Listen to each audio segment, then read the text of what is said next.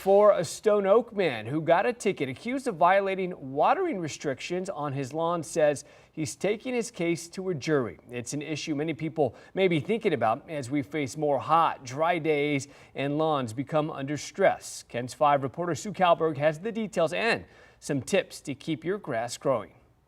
Stone Oak area, there is a discussion thread on the Nextdoor neighborhood app that is lit up with a conversation about water wasting, water restrictions, and water police. It's threatening you, and Gestapo tactics is what it is. This homeowner, who wanted to be anonymous while his case is pending, says last month he got a notice to appear in court for an alleged water violation last October. I had no knowledge of this infraction. The officer didn't ring my doorbell. They didn't leave a citation on my door. He says if they're going to threaten people with jail time for citations, there needs to be more accountability. It's been over a year that we've been in watering restrictions. Saws says everyone should be well aware of watering restrictions by now. They say most people follow the rules. So in the 12 months, we have given out about 7,000 citations, but that's a tiny number compared to the fact that we serve more than 500,000 customers. They say they will continue to look for violations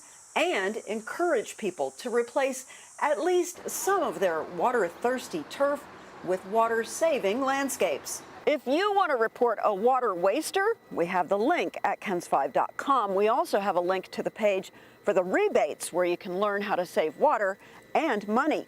In Stone Oak, Sue Kalberg, KENS 5. Our thanks to Sue for that report. Well, the heat wave is taking a big toll on the power grid, and because of that, CPS Energy is now asking customers to cut back on their electricity use. CPS Energy launched a new color-coded system a few weeks ago, and today the color was upgraded from green to yellow. So that means people are being asked to refrain from using large appliances until after 7 tonight.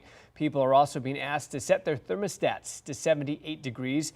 ERCOT, the agency managing the state's power grid, says the state's energy use record could be broken tomorrow. All right, well, let's talk about that heat. There's plenty of it, humidity as well, and lots of haze over San Antonio. You would typically be able to clearly see the skyline, but you can't really see it. Maybe there a little bit, Bill Taylor. So let's talk about how the haze is affecting air quality. You know, we're in pretty good shape. It's at a moderate read right now, Phil, and even yesterday, day before, all this haze has not led to poor air quality. It could be a little bit better, but it's really more about the heat and humidity and the current heat advisory. So let's take a look. San Antonio, New Braunfels, Seguin, all under this heat advisory till 8 p.m. Now you see the excessive heat warning for deep South Texas and a heat watch for the Houston area as well. Here's the numbers: 97 in the city, 96 at Seguin, 98 New Braunfels. Look at Pearsall and Cotulla, 108. But factor in the humidity. Watch this. The feels like in Pearsall is 122 degrees. Wow. Feels like right here in the city is 112. It's 115 in New Braunfels, 109 Seguin, 115 Floresville, 116 in Pleasanton. I mean, this is real humidity. You've got to make sure you're hydrating. And remember, we're hitting the peak hours of heat out there right now. So please make sure to pay close attention to your body and stay cool. Phil?